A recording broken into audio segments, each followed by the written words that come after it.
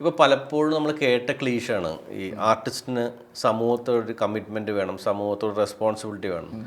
ശരിക്കും ആർട്ടിസ്റ്റിന് കമ്മിറ്റ്മെൻറ്റ് ക്യാമറയോട് പോരെ?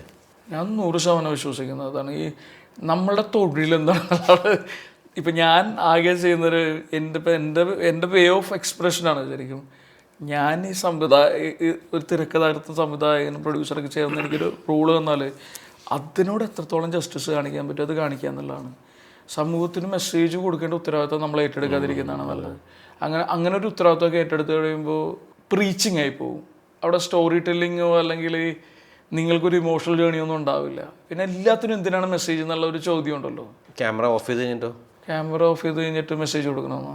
Message കൊടുക്കണമെന്നല്ല, camera ഇത് ഒരുപാട് കാര്യങ്ങൾ ഇൻവോൾവ് ചെയ്യുന്ന ആൾക്കാരില്ലേ, ഒരുപാട് സോഷ്യൽ കമ്മിറ്റ്മെന്റിൽ ഇൻവോൾവ് ചെയ്യുന്ന ആൾക്കാരില്ലേ. പിന്നെ എന്താണെന്നറിയോ, വെറുതെ പൊങ്കാല കിട്ടാൻ വേണ്ടിയിട്ടുള്ള പരിപാടിയാണത്. ഒന്നും നമ്മളാരും അങ്ങനെ, ഞാൻ പറയട്ടെ, നമ്മളെല്ലാവരും ഭയങ്കര സാധാരണ മനുഷ്യരല്ലേ എന്നാലോചിച്ച്. ഇതിലാരാണ് ഒരു നെഗറ്റിവിറ്റിയും അല്ലെങ്കിൽ ഒട്ടും തെറ്റുകളൊന്നും ചെയ്യാത്ത ആബ്സല്യൂട്ട്ലി പൊളിറ്റിക്കലി കറക്റ്റായിട്ടുള്ള ഒരു യുവാവിനെ കാണിച്ചു തരാൻ പറ്റുമോ? അങ്ങനെയുള്ള മനുഷ്യരെ ഞാൻ കണ്ടിട്ടില്ല. അങ്ങനെ ഉണ്ടാവാൻ സാധ്യത. നമ്മളൊക്കെ ഗ്രേ ആണ്.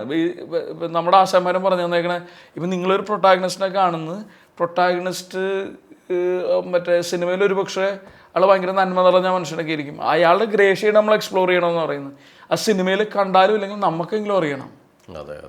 അപ്പം മനുഷ്യൻ എന്ന് പറയുന്നത് ഒരു ഗ്രേ ഏരിയയാണ്. ചില ആളുകൾ ഗ്രേയിൽ നിന്ന് ഡാർക്കിലേക്ക് അടുത്ത് പോവുകയും ചില ആളുകൾ കുറച്ചും കൂടി വൈറ്റർ ഏരിയയിലേക്ക് ഉണ്ടാവും. അപ്പം അത് കൊണ്ടിട്ട് എൻ്റെ ഒരു ലൈഫിൻ്റെ മോട്ടോ എന്ന് പറഞ്ഞു കഴിഞ്ഞാൽ വേറൊരാൾ ഉപദ്രവിക്കാണ്ടിരുന്നാൽ മതി. ഞാൻ എൻ്റെ തൊഴിൽ വൃത്തിയായി ചെയ്യുക, ഞാൻ വേറൊരാളുടെ ലൈഫിൽ ഇൻ്റർഫിയർ ചെയ്യാതിരിക്കുക, വേറൊരാളെ ഉപദ്രവിക്കുക. ലിവ് ആൻഡ് ലെറ്റ് ലിവ് എന്ന് പറഞ്ഞ പരിപാടി ഉണ്ടല്ലോ. എല്ലാവരും അങ്ങനെ വിചാരിച്ചു കഴിഞ്ഞാൽ പരിപാടി ഭയങ്കര എളുപ്പമായിരിക്കും. എല്ലാവരും പീസ്ഫുള്ളായിട്ട് അവരവർക്ക് വേണ്ട തരത്തിൽ വേറൊരാളെ ഉപദ്രവിക്കാണ്ട് സന്തോഷമായിട്ട് ജീവിക്കട്ടെ.